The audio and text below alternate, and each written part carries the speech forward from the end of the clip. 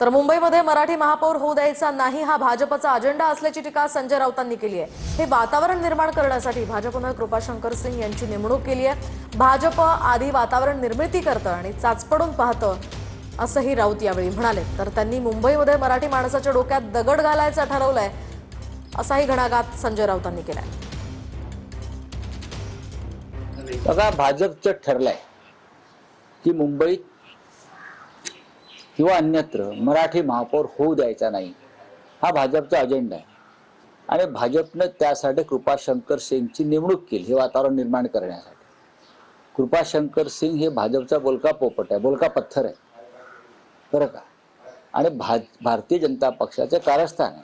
ते आधी वातावरण निर्मिती करतात, चाचपडून पाहतात आणि त्यांना मुंबईमध्ये मराठी माणसाच्या डोक्यात दगड घालायचाच आहे।